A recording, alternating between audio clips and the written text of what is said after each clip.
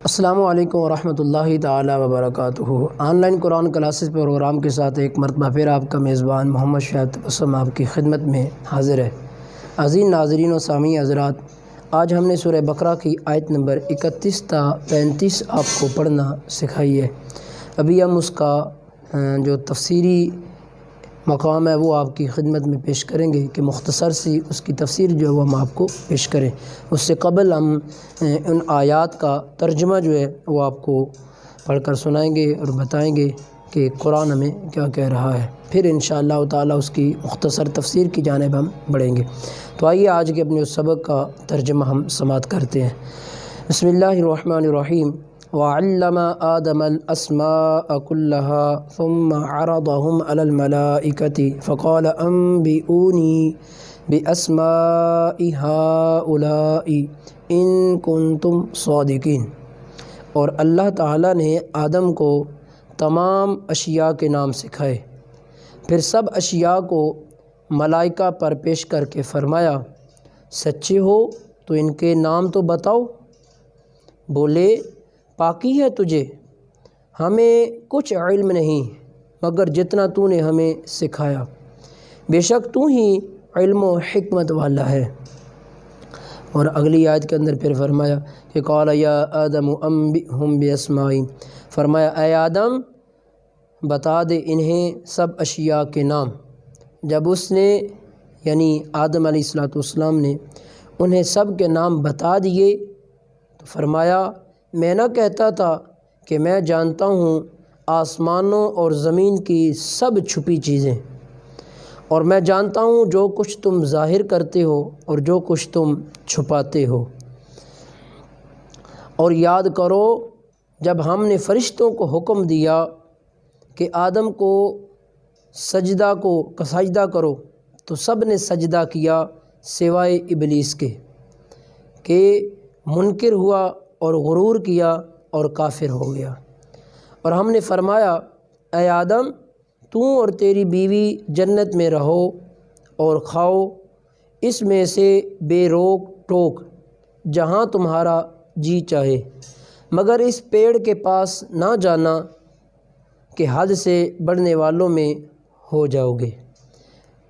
ناظرین و سامعین حضرات، یہ آج کے بارے سبق جو ہم نے اسے پڑھا ہے اس کا ترجمہ ہم آپ کی خدمت میں پیش کر رہے تھے۔ ابھی ہم اس کی تفسیر کی جانب بڑھتے ہیں اور مختصر سی تفسیر جو ہے وہ ہم آپ کی خدمت میں پیش کرتے ہیں۔ تو فرمایا وعلم آدم الاسماء كلها ثم عرضهم، اور اللہ نے آدم کو تمام اشیاء کے نام سکھا دیے۔ اللہ رب العزت نے حضرت سیدنا آدم علیہ نبینا علیہ السلام کو تمام اشیاء جو تھیں وہ بطور الہام ان کے متعلق اللہ وحدہ لا شریک نے خبر دے دی۔ تمام چیزوں کے نام، کام، صفات، خصوصیات اور اصولی علوم اور صنعتیں، جتنی بھی ساری چیزیں تھیں وہ وحدہ لا شریک نے سب آدم علیہ السلام کو دکھا دیں اور ان کے نام جو ہیں وہ بتا دیے۔ اور پھر فرمایا انبئونی باسماء ہؤلاء، مجھے ان کے نام بتاؤ۔ تو تمام فرشتوں کے سامنے پیش کر کے ان سے فرمایا کہ تم اپنے خیال میں اگر سچے ہو جیسا کہ تم کہہ رہے تھے اور تمہارا یہ گمان تھا کہ جیسی مخلوق تم ہو اس طرح کی اور کوئی مخلوق نہیں ہے اور تم ہی خلافت کے حقیقت کے اندر مستحق ہو، تو ان چیزوں کے نام بتاؤ۔ کیونکہ خلیفہ جو ہوتا ہے اس کا اختیار استعمال کرنا، کاموں کی تعبیر کرنا اور عدل و انصاف کرنا ہوتا ہے، اور یہ بغیر اس کے ممکن نہیں ہے کہ خلیفہ کو ان تمام چیزوں کا علم ہو جن پر اسے اختیار دیا گیا ہو اور جن کا اسے فیصلہ کرنا ہے۔ تو اس لیے تم بتاؤ ان ساری چیزوں کے۔ لیکن فرشتے عاجز آ گئے اور انہوں نے کہا مالک ہمارے پاس تو صرف اتنا ہی علم ہے جتنا تو نے ہمیں دیا ہے، اس سے زائد تو ہمارے پاس علم نہیں ہے۔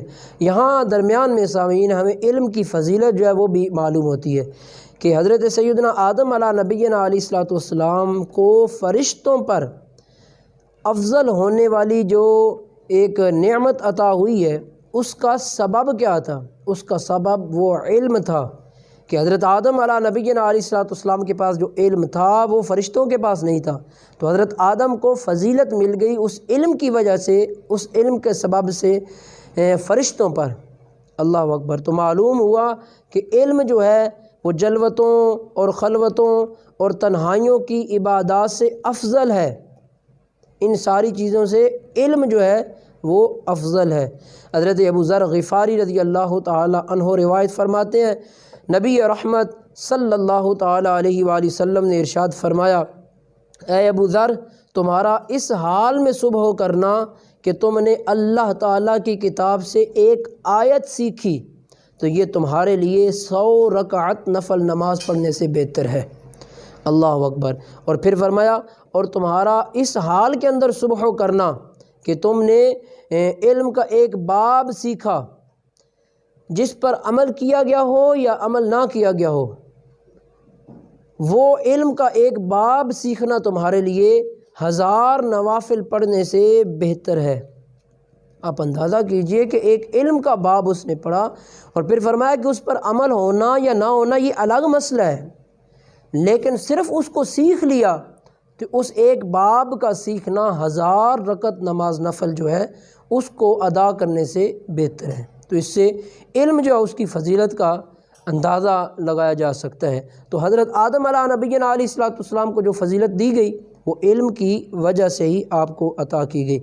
اچھا، اس واقعہ سے یہ بھی پتہ چلا کہ انبیاء جو ہوتے ہیں وہ فرشتوں سے افضل ہوتے ہیں، اور ان کی فضیلت جو ہے وہ فرشتوں سے زیادہ ہوتی ہے، اور اس پر کئی دلائل قرآن و سنت کے اندر موجود ہیں۔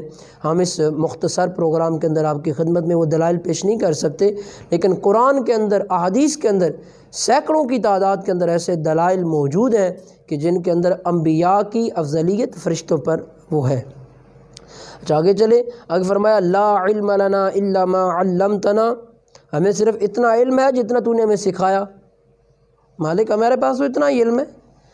حضرت آدم علیہ نبینا علیہ السلام کے علمی فضل و کمال کو دیکھ کر فرشتوں نے بارگاہ الہی کے اندر اپنے عجز کا اعتراف کیا اور اس بات کا اظہار کیا کہ مالک ان کا سوال جو تھا وہ اعتراض کرنے کے لیے نہ تھا بلکہ حکمت معلوم کرنے کے لیے تھا کہ حکمت اس کے اندر کیا ہے، اور اب انہیں انسان کی فضیلت، اس کی پیدائش کی حکمت معلوم ہو گئی جس کو وہ پہلے نہ جانتے تھے جب یہ سوال کیا۔ تو اس آیت سے انسان کی شرافت، علم کی فضیلت جو ہے وہ ثابت ہوتی ہے، انسان کی شرافت بھی اور علم جو ہے اس کی فضیلت بھی، اور یہ بھی کہ اللہ رب العزت کی طرف تعلیم کی نسبت کرنا یہ درست ہے۔ اللہ کی طرف تعلیم کی نسبت کرنا درست ہے، اگرچہ اس کو معلم نہ کہا جائے، معلم نہیں کہا جائے گا، چونکہ معلم جو ہے وہ پیشہ ور تعلیم دینے والے کو کہتے ہیں، اور اللہ ان چیزوں سے پاک ہے۔ ویسے علم کی نسبت اللہ وحدہ لا شریک کی طرف کرنا یہ درست ہے، لیکن معلم کہنا یہ مناسب نہیں ہے اور یہ درست نہیں ہے۔ فرمایا، اعلم ما تبدون وما کنتم تکتمون، میں تمہاری ظاہری اور تمہاری پوشیدہ باتوں کو جانتا ہوں۔ فرشتوں نے جو بات ظاہر کی تھی وہ کیا تھی؟ وہ بات تو یہ تھی کہ انسان جو ہے یہ فساد انگیزی کرے گا، یہ خون ریزی کرے گا، اور یہ اس طرح کے معاملات بگاڑے گا۔ اب کیا ہے؟ چھپی ہوئی بات کیا ہے؟ جو بات چھپائی تھی فرشتوں نے وہ کیا تھی؟ وہ بات یہ تھی کہ خلافت کے مستحق وہ خود ہیں۔ اے اللہ، تو آدم کو خلیفہ بنانے لگا ہے، انسان کو خلیفہ بنانے لگا ہے، تو خلیفہ بننے کے مستحق وہ فرشتے ہیں۔ تو یہ ان کی بات چھپی ہوئی تھی، تو اللہ تعالیٰ نے ان سے زیادہ علم و فضل والی کوئی اور مخلوق پیدا نہیں فرمائی، یہ ان کا خیال تھا، لیکن اللہ وحدہ لا شریک نے انسان کو اور پھر انبیاء کرام پیدا کیا، اور پھر انبیاء کرام علیہ السلام کو ان پر فضیلت اور عظمت جو ہے وہ عطا فرمائی۔ اس آیہ مبارکہ سے یہ بھی معلوم ہوا کہ فرشتوں کے علوم اور فرشتوں کے کمالات میں زیادتی ہوتی ہے، وہ بڑھتا رہتا ہے معاملہ۔ آگے فرمایا کہ اسجدوا لآدم فسجدوا الا ابلیس، فرشتوں کو حکم ہوا کہ تم سجدہ کرو، لیکن ابلیس نے انکار کر دیا، تو اسجدوا لآدم، آدم کو سجدہ کرو۔ اللہ تعالیٰ نے حضرت آدم علیہ نبینا علیہ السلام کو تمام موجودات کا نمونہ اور عالم روحانی جسمانی کا مجموعہ بنایا، اور فرشتوں کے لیے حصول کمالات کا وحدہ لا شریک نے وسیلہ بنایا، اور انہیں حکم دیا کہ آدم علیہ نبینا علیہ السلام کو سجدہ کرو۔ تو یہاں حضرت آدم علیہ نبینا علیہ الصلاۃ والسلام کو پھر فرشتوں نے سجدہ کیا، اور اللہ وحدہ لا شریک نے یہ حضرت آدم علیہ نبینا علیہ الصلاۃ والسلام کو عظمت جو ہے وہ عطا فرمائی۔ یہاں درمیان میں یہ بتانا میں ضروری سمجھتا ہوں کہ سجدہ جو ہے اس کے متعلق شرعی احکام کیا ہے، اور حضرت آدم علیہ نبینا علیہ الصلاۃ والسلام کو جو سجدہ کیا گیا وہ کیسا سجدہ تھا۔ اس آیت کے اندر جو سجدہ کے حوالہ سے بات ذکر کی گئی ہے، تو اس مناسبت سے یہاں ان چند ایک باتوں کو ہمارے لیے سمجھنا اور انہیں اپنے دلوں کے اندر بٹھانا اور ان سے سبق سیکھنا یہ ہمارے لیے لازم اور ضروری ہے۔ پہلی بات یہ ہے کہ سجدے کی دو قسمیں ہیں، ایک سجدہ جو ہوتا ہے وہ عبادت کا ہوتا ہے، اور ایک سجدہ جو ہے وہ تعظیم کا سجدہ ہوتا ہے۔ عبادت کا سجدہ جو ہے وہ کسی کو معبود سمجھ کر، اپنا معبود جو ہے وہ سمجھ کر ادا کیا جاتا ہے، اور تعظیم کا سجدہ جو ہوتا ہے وہ ہوتا ہے کہ جس سے مسجود یعنی سجدہ کیا جاتا ہے، لیکن اس سے مقصد تعظیم ہوتا ہے، معبودیت جو ہے وہ مقصد نہیں ہوتا۔ تو سجدہ جو عبادت ہے یہ بالکل حرام، کیا اس کو اختیار کرنے والا تو بالکل ہے ہی پھر ایمان سے خارج، یہ تو قطعاً کسی دور کے اندر بھی نہیں تھا۔ جناب آدم علیہ نبینا علیہ الصلاۃ والسلام سے لے کر اب تک اور تا صبح قیامت تک اس کا تو کوئی تصور ہی نہیں ہے۔ رہا سجدہ تعظیم، سجدہ تعظیمی جو ہے یہ پہلی شریعتوں کے اندر جائز تھا، اور حضرت آدم علیہ نبینا علیہ الصلاۃ والسلام کو بھی جو سجدہ کروایا گیا وہ سجدہ تعظیمی تھا، یعنی حضرت آدم علیہ الصلاۃ والسلام کو سجدہ عبادت نہیں کرایا گیا بلکہ سجدہ تعظیمی جو ہے وہ کرایا گیا۔ اور یہاں یہ بھی بات یاد رکھیے گا کہ جو حضرت آدم کو سجدہ کرایا گیا ہے اس میں باقاعدہ پیشانی جو ہے وہ زمین پر رکھنے کی وہاں اس کے اندر صورت موجود ہے کہ پیشانی کو زمین پر رکھا گیا ہے۔ سجدہ تعظیمی جو ہے یہ چونکہ حرام ہے اس شریعت کے اندر، پہلی شریعتوں کے اندر یہ بھی حرام نہیں تھا، لیکن سید عالم صلی اللہ تعالیٰ علیہ وآلہ وسلم جب تشریف لائے تو حضور نے سجدہ تعظیمی جو ہے اس کو حرام فرما دیا۔ اب یہ سجدہ کسی کو بھی جائز نہیں ہے، استاد ہو، شیخ ہو، پیر ہو، یا کوئی اور عظیم المرتبہ شیخ جو ہے وہ ہو، کسی کے لیے بھی یہ سجدہ بالکل قطعاً جائز نہیں ہے بلکہ یہ گناہ ہے اور حرام ہے۔ لیکن یہاں ایک یہ بات ضرور یاد رکھیے گا، اگر کوئی اس طرح جھک جاتا ہے یا کوئی کر دیتا ہے تو اس پر شرک کے اور مشرک بنا دینا، اسے ان فتووں سے گریز چاہیے اور ان سے اجتناب ہمارے لیے ضروری ہے۔ بہرحال یہ ہمارے لیے بات سمجھنا بہت ضروری ہے۔ اس عنوان پر یہ سجدہ تعظیمی جو ہے اس اعتبار سے اگر کوئی شخص مطالعہ کرنا چاہے، کوئی اس پر اپنا وہ مواد لینا چاہے تو سیدی اعلیٰ حضرت امام محمد رضا فاضل بریلوی رضی اللہ تعالی عنہ کا فتاوی رضویہ جو ہے اس کی 22ویں جلد کے اندر ایک پورا رسالہ موجود ہے، وہ اس پر ریسرچ کرے اور اسے پڑھے، یقیناً اسے بہت کچھ ملے گا۔ یہاں جب فرشتوں نے سجدہ کیا تو آدم علیہ الصلاۃ والسلام کو تو ابلیس نے انکار کر دیا، اس نے تکبر کیا۔ تو تکبر کی مذمت بھی ہمیں اس آیہ مقدسہ سے معلوم ہوتی ہے کہ یہ تکبر ایک ایسی چیز ہے کہ یہ کبھی کبھی انسان کو کفر تک لے جاتی ہے، اور انسان جو ہے وہ کفر بک دیتا ہے۔ حضرت سیدنا عبداللہ بن مسعود رضی اللہ تعالی عنہ روایت فرماتے ہیں، نبی رحمت صلی اللہ تعالی علیہ وآلہ وسلم نے ارشاد فرمایا کہ تکبر حق کی مخالفت کرنے اور لوگوں کو حقیر جاننے کا نام ہے۔ یہ حق کی بھی مخالفت اس کے اندر ہوتی ہے اور لوگوں کو حقیر بندہ جانتا ہے۔ ایک اور روایت حضرت عبداللہ بن مسعود رضی اللہ تعالی عنہ سے ہی ہے، نبی رحمت صلی اللہ تعالی علیہ وآلہ وسلم نے ارشاد فرمایا تکبر سے بچتے رہو، کیونکہ اسی تکبر نے شیطان کو اس بات پر ابھارا تھا کہ وہ حضرت آدم علیہ نبینا علیہ الصلاۃ والسلام کو سجدہ نہ کرے۔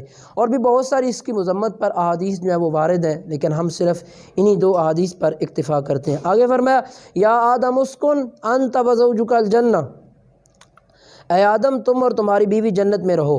یہاں حضرت آدم علیہ نبینا علیہ الصلاۃ والسلام کا اور ابلیس کا واقعہ جو ہے اس کو بیان کیا گیا۔ میں صرف چند الفاظ کے اندر اس کا خلاصہ جو ہے وہ پیش کر دیتا ہوں اس آیت کے تناظر میں۔ حضرت آدم علیہ نبینا علیہ الصلاۃ والسلام کو پیدا فرمایا، پھر حضرت حوا رضی اللہ تعالی عنہا جو ہیں ان کو پیدا فرمایا گیا، پھر اللہ وحدہ لا شریک نے ان کو جنت کے اندر بھیج دیا، اور جنت کے اندر اللہ وحدہ لا شریک نے بھیج کر فرمایا کہ جنت کے اندر تم جہاں چاہو پھرو، بے روک ٹوک تم جو کھانا چاہو وہ کھاؤ، سوائے اس ایک درخت کے، اس کے قریب تم نے نہیں جانا، اور باقی جہاں تمہارا جی چاہے تم کھاؤ پھرو آؤ جاؤ۔ یہاں پھر شیطان جو تھا وہ آیا، اور چونکہ اس کی پہلے جو ہے وہ حضرت آدم علیہ نبینا علیہ الصلوۃ والسلام کو سجدہ نہ کرنے کی وجہ سے تذلیل ہو چکی تھی، اللہ کی بارگاہ سے وہ دھتکارا جا چکا تھا، تو اس نے بھی یہ مصمم ارادہ کر لیا تھا کہ اب وہ آدم علیہ نبینا علیہ الصلوۃ والسلام کی مسلسل مخالفت کرے گا۔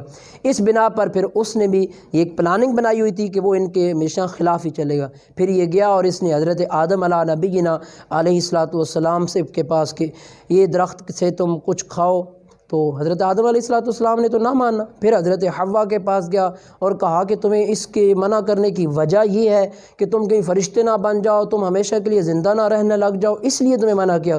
پھر اس نے قسم اٹھائی، جب اس نے قسم اٹھائی اور اللہ کی قسم اٹھائی، تو حضرت آدم علیہ نبینا علیہ الصلوۃ والسلام اللہ کے پیغمبر ہیں، تو انہوں نے خیال کیا یہ کیسے ممکن ہے کہ کوئی آدمی اللہ کی جھوٹی قسم اٹھا سکتا ہے۔ تو پھر پہلے حضرت حوا نے اس سے کچھ کھایا اور پھر وہ لا کر حضرت آدم کو دیا، اور حضرت آدم نے بھی اس سے کچھ کھایا، جس کی وجہ سے پھر وہ آپس میں ایک دوسرے کے سامنے بے پردہ ہوئے اور پھر وہ اپنے آپ کو چھپانے لگے۔ پھر اللہ وحدہ لا شریک کا حکم ہوا تو وہ زمین پر آ گئے اور فرمایا کہ اب زمین کے اندر تم جاؤ گے تو تمہاری اولاد ایک دوسرے کی دشمن ہوگی، اور یہ کیفیت پھر آج تک زمانہ دیکھ رہا ہے۔ لیکن یہاں درمیان میں ایک ضروری بات، اور اس کو دھیان میں رکھنا ہمارے لیے لازم اور ضروری ہے، وگرنہ ہماری آخرت دنیا سب کچھ تباہ ہو جائے گا۔ جہالت کی وجہ سے لوگ یہ جملہ بول دیتے ہیں آدم نے گناہ کر دیا تو ایسا ہو گیا، آدم کا سارا وبال ہم پر ہے۔ یہ بالکل سراسر جہالت اور کفر پر مبنی جملے ہیں۔ انبیاء کرام علیہ السلام معصوم عن الخطا ہیں، وہ گناہوں سے پاک ہوتے ہیں۔ یہ حضرت آدم علیہ نبینا علیہ الصلوۃ والسلام کی ایک اجتہادی خطا تھی، اور اس پر کسی قسم کی کوئی گرفت نہیں ہوتی، اور حضرت آدم علیہ نبینا علیہ الصلوۃ والسلام کی طرف یہ بات منسوب کرنا کہ ان سے خطا ہو گئی ہے اور ایسا ہو گیا ہے، یہ ہو گیا ہے، یہ قطعاً گناہ ہے بالکل اور حرام ہے، اور بندے کو اسلام سے یہ خارج کر دینے والی بات ہے۔ ایسی باتوں سے گریز چاہیے، اور انبیاء کرام علیہ السلام تو بہت اونچی ذوات ہیں، کسی ایک عام بزرگ کے بارے میں بھی ہمیں اپنی زبان کو استعمال کرتے ہوئے سوچنا چاہیے، اسے پہلے دیکھنا چاہیے کہ ہم بول کیا رہے ہیں، اس لیے یہ ضروری ہے۔ تو فرمایا ولا تقربا، اور قریب نہ جانا اس درخت کے۔ اچھا کھانا تھا اسے، لیکن فرمایا قریب نہ جانا، اور یہ بڑی خوبصورت بات ہے ہمارے لیے سمجھنے کے لیے کہ اس درخت سے کھانا کچھ نہیں تھا، لیکن فرمایا ولا تقربا، تم اس کے قریب نہ جانا۔ اس کی کیا وجہ ہے؟ علماء فرماتے ہیں کہ جب انسان گناہوں کے قریب جاتا ہے تو پھر وہ ان کے اندر داخل بھی ہو جاتا ہے، اس لیے قریب جانے سے ہی منع فرما دیا۔ بہت ساری ایسی چیزیں ہوتی ہیں، اب میں مثال کے طور پر آپ کو سمجھاؤں تو سیڑھیاں ہوں تو اس کے اوپر بچہ چڑھنے کے لیے وہ کوشش کرتا ہے، لیکن والدین بعض دفعہ کہتا ہے کہ تم ان کے قریب بھی نہ جانا، حالانکہ وہ اگر قریب چلا جائے تو اس میں کوئی حرج تو نہیں ہے، لیکن وہ کیوں کہہ رہے ہیں؟ اس لیے کہ اگر قریب جائے گا تو اوپر چڑھنے کی بھی کوشش کرے گا اور پھر یہ گر جائے گا، نقصان ہوگا، اس وجہ سے اسے منع کیا جاتا ہے۔ اللہ وحدہ لا شریک نے ان ذوات کو وہاں پر منع فرما دیا۔ ہمارے لیے اس کے اندر سبق کیا ہے کہ ہم گناہوں کے قریب بھی نہ جائیں۔ اگر ہم قریب گئے تو ہمارے لیے ہو سکتا ہے کہ ہم اس سے آگے بڑھ کر اس گناہ کے اندر بھی اپنے آپ کو دھکیل دیں۔ تو آج کی ہماری یہ 5 آیات تھیں جن کا خلاصہ اور تفسیر جو ہے مختصر کے انداز کے اندر ہم نے آپ کے سامنے پیش کی۔ اللہ رب العزت کی بارگاہ میں دعا ہے مال کے ارض و سما قرآن کے نور سے ہم سب کے دلوں کو، ہمارے سینوں کو منور فرمائے، قرآن کی بہاریں ہمیں سمیٹنے کی توفیق عطا فرمائے۔ Online Quran classes programme کے ساتھ اپنے میزبان محمد شعیب تبسم کو اجازت دیجیے، انشاءاللہ تعالیٰ کل آپ سے ملاقات ہوگی۔ اللہ آپ سب کا حامی و ناصر ہو۔ السلام علیکم ورحمۃ اللہ تعالیٰ وبرکاتہ۔